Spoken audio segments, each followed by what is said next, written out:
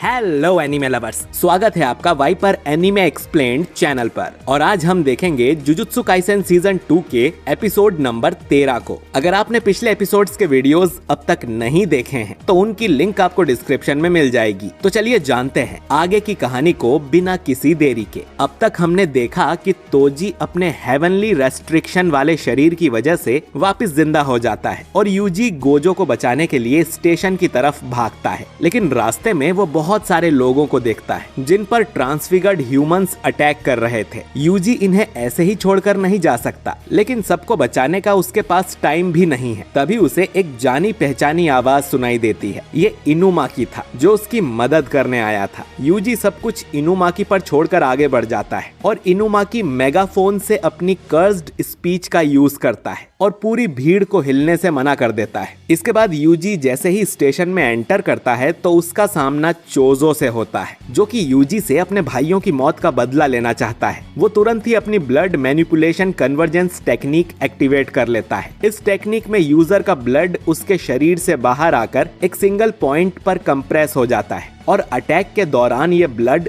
Sound की speed से जाकर अपने टारगेट को लगता है। अब चोजो इससे पियर्सिंग ब्लड अटैक करता है, जिसमें कर्स्ड एनर्जी से भरा हुआ ब्लड बीम बहुत ही तेजी से यूजी को जाकर लगता है। यूजी इसे डॉज भी नहीं कर पाता और उसके हाथ में एक छेद हो जाता है। चोजो का ब्लड अब इतना स्ट्रॉन्ग था कि वो लेजर की तरह अपने रास्ते में आने वाली हर चीज को काट रहा था। यूजी अब किसी तरह से लेजर अटैक से बचते हुए चोजो के करीब जाता है और उस पे डाइवर्जेंट फिस्ट से अटैक करता है। लेकिन क्योंकि उसका हाथ घायल था तो चोजो को बस हल्का सा धक्का ही लगता है, पर वो डबल इम्पैक्ट से थोड़ा कंफ्यूज भी हो जाता है। अब चोजो यूजी से पूछता है कि क्या मरने से पहले उसके भाइयों ने कुछ आखिरी शब्द कहे थे। यूजी समझ जाता है कि चोजो किसकी बात कर रहा है। वो बताता है कि उनके कोई आखिरी शब्द नहीं थे, लेकिन वो मरने से पहले रो रहे थे। चोजो ये सुनकर पहले तो शॉक होता है और फिर उसे बहुत ज्यादा गुस्सा आने लगता है, जिससे उसके चेहरे की ब्लड वाली लाइन और भी ज्यादा बढ़ जाती है और चोजो के पीछे ढेर सारा ब्लड भी आने लगता है। यूजी तुरंत ही उस पे अटैक कर देता है, लेकिन चोजो लात मारकर उसे दूर कर देता है और फिर यूजी को ढेर सारी ब्लड की लेजर बीम्स मारने लगता है। वो अपने ब्लड को अब पूरी तरह से कंट्रोल कर पा रहा था। यूजी उसके अटैक्स से बच तो जाता है, लेकिन वो चोजो से काफी दूर हो गया था। अब चोजो फिर से अपनी ब्लड बीम शूट करने के लिए रेडी हो जाता है, जो इतना तेज है कि यूजी के भी उससे बचने के 50% चांसेस हैं। अगर वो चूका तो उसकी मौत पक्की है। अब यूजी हवा में जंप मारता है ताकि चोजो इजी टारगेट समझ के उस पे हमला करे। चोजो ऐसा ही करता है और यूजी के सिर पे निशाना लगाते हुए ब्लड बीम फायर करता है, लेकिन यूजी नीचे आते ही अपना सिर झुका लेता है और उस बीम से बच जाता है। एक बार शूट करने के बाद ये बीम काफी स्लो हो जाती है, तो यूजी तुरंत ही चोजो की तरफ भागने लगता है। वो उसके करीब आते ही उसके मुंह पर मुक्का मारने लगता है, लेकिन यूजी के आसपास भी कुछ ब्लड बॉल्स उड़ रही थी,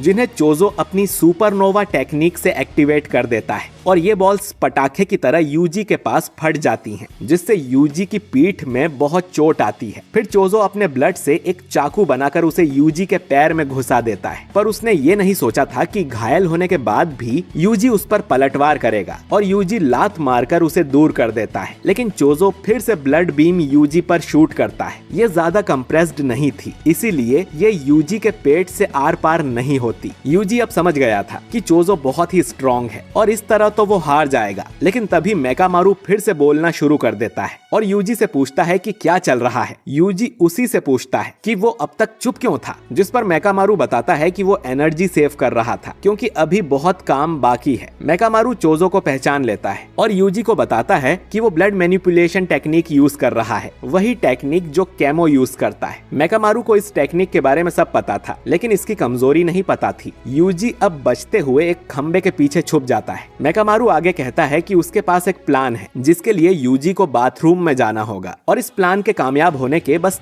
10% चांसेस हैं। लेकिन यूजी के पास कोई दूसरा रास्ता भी नहीं था। यूजी अब किसी तरह चोजो के अटैक से बचते हुए बाथरूम में चला जाता है। चोजो यूजी को बाथरूम में जाते देख कंफ्यूज हो जाता है और उसे बाथरूम के अंदर से कुछ टूटने की आवाज भी आती है। चोजो को पता था कि यूजी कोई बेवकूफ नहीं है, क्योंकि उसने उसके भाइयों को भी मारा है। अंदर जरूर कोई जाल है जिसमें चोजो नहीं फंसेगा। तभी उसे मेकामारू की आवाज सुनाई देती है, जो उसे बाथरूम के अंदर जाने के लिए उकसा रहा था कि तुम भी अपने भाइयों के जैसे डरपोक हो क्या। ये सुन चोजो को गुस्सा आ जाता है और वो बाथरूम के अंदर जाकर देखता है यूजी ने कई सारे नल और शावर्स तोड़ दिए थे, जिससे चारों तरफ पानी गिर रहा था। उसे मेकामारू भी दीवार से चिपका हुआ नजर आता है और वो उसे अटैक करके तोड़ देता है। ठीक तभी यूजी चोजो के पीछे से आता है और उसे एक जोरदार मुक्का मारता है। चोजो अपनी ब्लड बीम्स को रेडी करते हुए सोचता है कि अब तो यूजी के पास भागने की जगह भी नहीं है, लेकिन इससे पहले कि वो अटैक कर पाता उसके ब्लड बॉल्स पानी में डिसॉल्व होकर नीचे गिर जाते हैं। मेकामारू का तुक्का काम कर गया था और पानी की वजह से चोजो अपनी ब्लड टेक्निक का यूज नहीं कर सकता। अब शरीर के बाहर तो नहीं, लेकिन शरीर के अंदर का ब्लड चोजो अब भी कंट्रोल कर सकता था, जिससे कि हैंड फाइट में उसे फायदा मिलेगा। वहीं यूजी तो वैसे ही हैंड टू हैंड फाइट में माहिर है, तो दोनों ही लड़ने को तैयार थे। अब तक पूरे बाथरूम में पानी भर चुका था और दोनों में लड़ाई शुरू हो जाती है। ये दोनों काफी देर तक एक दूसरे से लड़ते हैं और यूजी चोजो पर भारी पड़ रहा था, लेकिन चोजो ने एक ब्लड बॉल को अपने हाथ में छुपाया हुआ था जो पानी में डिसॉल्व नहीं हुई थी, और चोजो उसी को बुलेट की तरह यूजी पर शूट करता है, जो कि सीधा यूजी के लीवर से आर पार हो जाती है। यूजी घायल हो गया था, लेकिन चोजो के पास अब कोई प्रोजेक्टाइल नहीं बचा था। यूजी समझ गया था कि उसके किसी खास ऑर्गन पे चोट लगी है और वो मर भी सकता है, लेकिन अपने डर को वो कर्स्ड एनर्जी में बदल लेता है। उसके दिमाग में सिर्फ एक ही गोल था, गोजो को आजाद करना। भले ही इस काम के लिए वो मर ही क्यों ना जाए, लेकिन वो चोजो को साथ लेके मरेगा ताकि बाकी लोगों को इससे दिक्कत ना हो। वहीं इधर चोजो भी सोच रहा था कि यूजी ने उसे सिर्फ 3 बार ही मारा है और वो काफी घायल हो गया है। वो फिर से यूजी पर कोई सरप्राइज अटैक भी नहीं कर सकता, तो चोजो अपने अंदर के ब्लड से अपने हाथ को मजबूत कर लेता है। इसमें चोजो को काफी रिस्क था, लेकिन उसके लिए यूजी को मारना ज्यादा जरूरी है। दोनों एक दूसरे को काफी देर तक घूरते हैं और फिर से इनमें लड़ाई शुरू हो जाती है। दोनों एक दूसरे को कड़ी टक्कर दे रहे थे और चोजो अपने ब्लड से एक चाकू बनाकर यूजी को मारने की भी कोशिश करता है, लेकिन वो तुरंत ही पानी में डिसॉल्व हो जाता है। अब यूजी चोजो पर भारी पड़ने लगता है और फिर यूजी चोजो को अपने राइट हैंड से डिस्ट्रैक्ट करते हुए अपने लेफ्ट हैंड से उसे फाइनल पंच करने जाता है, लेकिन फिर अचानक ही कुछ होता है और यूजी देखता है कि उसका आधा कंधा